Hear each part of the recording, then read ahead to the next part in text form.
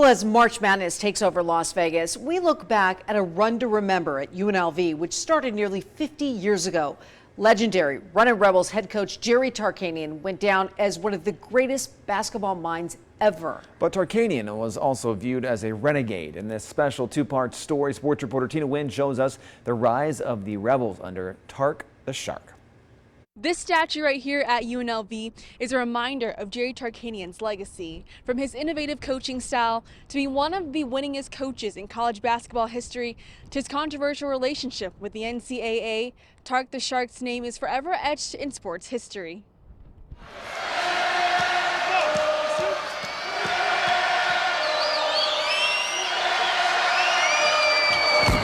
It was a must-see show in Las Vegas. Total domination here by UNLV on both ends of the floor. Nearly 50 years ago, an us against everyone mentality was born here in the Valley, spearheaded by a man who embodied the spirit of a rebel. There was no coach in college basketball history that won like my father won at small schools. Schools that has never won before and never won again. Great guy, down to earth, players coach. He was more of a motivator and he was a defensive coach, but he can get you ready to kick ass, you know. UNLV officially changed its name from Nevada Southern University in 1969. As UNLV looked to grow into a respected institution of higher learning, sports was also top of mind. Man-to-man, run the man-to-man offense. They turned to head coach Jerry Tarkanian, who after 3 seasons helped the Runnin Rebels become the powerhouse in the West. But the Rebels' rise to glory with Coach Tarkanian at the helm wasn't without controversy.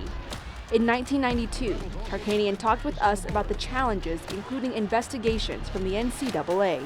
You know, I think my entire career has been one of controversy. Either you're on my side or you're against me. After a successful yet controversial tenure at Long Beach State from 1968 to 1973, Tarkanian would double down on the city of Las Vegas and UNLV. Driving down the strip, all the lights, and he said, "This is a basketball town. These people, they're gonna love their basketball." My mother said, "Are you crazy? You on the strip?" Jerry Tarkanian's son, Danny, is a Douglas County commissioner and played for the Runnin Rebels from 1981 to 1984. Tarkanian's teams played full court press all game long. They ran the floor for easy fast break offense and were Showtime even before the Showtime Lakers. It was then the Runnin Rebels were born, turning UNLV into the newest headliner in the city. West Coast, get out, run the gun, shoot the threes, play defense. That's the most important thing. Our defense brought our offense.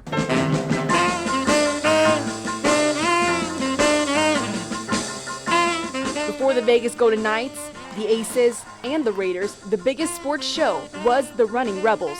Their games were ahead of their time, from pregame fireworks to the star-studded Gucci Row courtside, which included the likes of hotel moguls Steve and Elaine Wynn, NFL great Walter Payton, and even Frank Sinatra. All while playing the Jaws theme in Tark's Shark Tank, UNLV became one of the most popular shows in Las Vegas. Every kid wanted to go to Las Vegas because the city was so wonderful, and they had great innovations. We were just ahead of the game in virtually everything. Tarkanian arrived at a time when the city of Las Vegas was in need of an economic boost. Atlantic City was starting to grow and compete with Las Vegas. The Runnin Rebels helped put a sports spotlight on the Valley. UNLV history professor Michael Green says the rise of the Rebels brought the fans to town. Tarkanian also brought more diversity to the game. He recruited a lot of kids who'd gone to junior or community colleges, a lot of kids fresh from the playground, and this helped them get some college education. In 1977, just 4 years after he was hired, Tark the Shark led the Runnin Rebs to their first Final Four appearance. In my opinion, and I think people that watched him will tell you they were the most exciting basketball ever played in college basketball history. Investigations into Tarkanian and the Runnin Rebels ramped up following that season.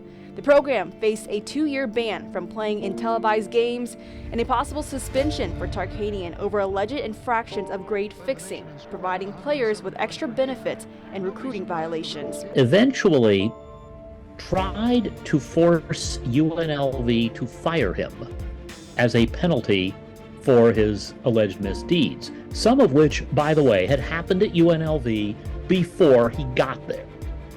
Tarkanian fought back and successfully obtained an injunction from a Nevada judge who overturned the suspension. but the ban remained in place.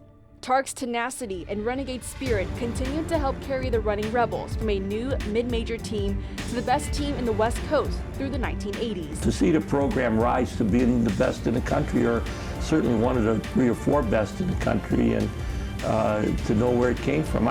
Never in my life did I ever dream I would see the day that UNLV would replace UCLA as a power in the West. The power dynamic in college basketball continued to shift in favor of UNLV with the signings of Stacey Augmon from Southern California, Las Vegas' own Greg Anthony, Anderson Hunt from Detroit, as well as NBA star forward Larry Johnson from Texas. Look at Johnson's quickness. What a play! The 1990 National Championship game turned into shark-infested waters with the Running Rebels' historic championship blowout win over the Duke Blue Devils in Denver, Colorado. The Shark comes away a winner in a record-setting night. It meant so much to the people in this community, and I don't think even the people themselves realize how many people it touched. Everybody wore Rebel Red and everybody was on the same team. It was our team, they were our boys. UNLV beat the Blue Devils 103-73, which is still the biggest win in the history of the championship game. And after that second time out they had, you could see it in their eye. They were what, the shoulders went down, the head went down, and we kept our foot on the gas. It's a moment in sports history that players still look back on fondly. Well, it's part of history, and you know you can't take that out the books. But that team was an incredible team, up and down, and they don't get the credit that they should get. Southern Nevada celebrated the historic national championship win by the Rebels with a parade down the Strip and a big party at the Thomas & Mack Center. Sports pride in Las Vegas blossomed to a new level that season. I don't know anybody that would say that the Rebel fans were second to anybody. I mean, they were the best fans around during that time period. There was a feeling of pride, of identity in a communal team, and that's what it was. While the Rebels were riding high, suspicions once again rose that season. The NCAA visited UNLV multiple times and investigations into the team followed. Coming up in part 2 of this special report, we take a look at the scrutiny as well as the investigations into Tarkanian and the aftermath. At the Thomas & Mack Center, I'm Tina Nguyen.